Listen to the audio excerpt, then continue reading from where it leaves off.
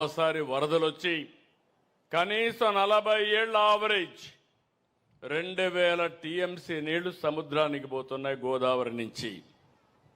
నేను ఆ రోజు పట్టిసీమను తీసుకొస్తే ఆనాటి ప్రతిపక్షం ఎన్ని విధాలుగా నన్ను విమర్శించాలంటే విమర్శించారు. పట్టిసీమ ఒట్టిసీమ అన్నారు, పట్టిసీమ దండగా అన్నారు, ఎక్కడ నీళ్లు పెడతారని అడిగారు.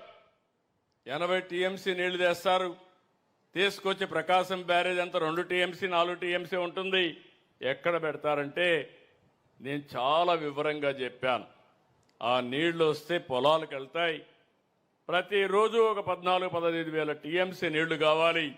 అక్కడ నేను తెచ్చేది 8 టీఎంసీ నీళ్లు తెస్తామంటే ససేమరా వద్దంటే వద్దు, చేయకూడదు, మీకు పేరు రాకూడదని అడ్డం పడే పరిస్థితికి వచ్చారు. నేను ఆ రోజు భయపడుంటే ఈ 10 సంవత్సరాలు కృష్ణా డెల్టా ఏమయ్యేదో మీరు ఒక్కసారి ఆలోచించమని మిమ్మల్ని అందరినీ కోరుతున్నా. నాకు కొన్ని అనుభవాలు ఉన్నాయి. మొట్టమొదటిసారిగా నేను హైదరాబాద్లో ఉన్నప్పుడు సమైక్య ఆంధ్రప్రదేశ్ కోసం హైటెక్ సిటీ కట్టాను. నేను హైటెక్ సిటీ కడితే అపోజిషన్ పార్టీస్ అడ్డుపడిపోయారు. జరగకూడదన్నారు, ఇది దండగా అన్నారు, దీనివల్ల అభివృద్ధి కాదన్నారు. కానీ నేను ఇనుంటే నేను చేసేవాడిని కాదు, ధైర్యంగా ముందుకు పోయాను.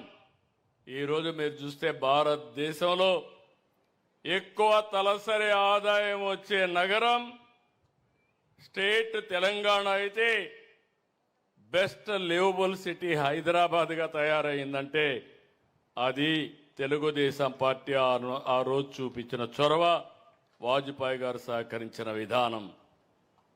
ఈరోజు కూడా మీరు చూడండి, అమరావతి కూడా అదే పరిస్థితి. విజయవాడ, గుంటూరు, మంగళగిరి ఇవన్నీ కలిపి అమరావతి. దానికి కూడా ఎన్ని విధాలు అడ్డం పడ్డారో మీరే చూస్తున్నారు. కడాన 99.5% రైతులందరూ భూములు ఇచ్చారు. 2.5 ఎకరాలు 5 ఎకరాలు ఒక రైతు అడ్డం పెట్టి రోడ్డు రానియకుండా సీడ్ యాక్సెస్ రోడ్డుకి అడ్డం పడే పరిస్థితికి వచ్చాడు. ఎన్ని చెప్పినా వినకపోతే కడాన ల్యాండ్ ఎక్విజిషన్కి ముందుకు పోయి, అది కూడా ఆయన తప్పు కాదు, అపోజిషన్ పార్టీలో ఉండే వ్యక్తులు వాళ్ళని ప్రోత్సహించి ప్రేరేపించి రోడ్డు వస్తే మంచి పేరు వస్తుందని. రేపు అది అయిపోతానే మీరు పోయి చూడాలి. ఆగస్టు 15కి సీడ్ యాక్సెస్ రోడ్డు వస్తుంది.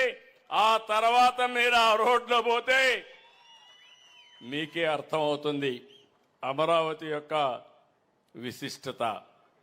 ఈరోజు మనం ఇక్కడ చూస్తే 2015 నుంచి 25 వరకు గోదావరి నుంచి కృష్ణా నదికి 450 టీఎంసీ నీళ్లు తీసుకొచ్చాం. ప్రాజెక్టు ఖర్చు పెట్టింది 1300 కోట్లు. ఈరోజు ఈ ప్రాంతంలో మీరు గుర్తుపెట్టుకోవాలి, చర్చ కూడా చేయాలి. ఈ దేశంలో ఒక సమస్య ఉంది, ప్రపంచం అంతా ఈ సమస్య ఉంది, మన దేశంలో ఇంకా ఎక్కువ ఉంది. మంచిని మీరు మాట్లాడరు. ఏదైనా ఒక చిన్న పని కాకపోతే మాత్రం తిట్టడం మొదలు పెడతారు. 10 పనులు చేసి 11వ పని కాకపోతే మాత్రం ఇమ్మీడియట్గా విమర్శించే పరిస్థితి వస్తారు.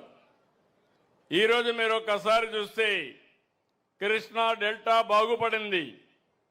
ఇక్కడ వాడే నీళ్లు శ్రీశైలంలో పొదుపు చేశాం. పొదుపు చేసిన నీళ్లు రాయలసీమకి ఇచ్చాం.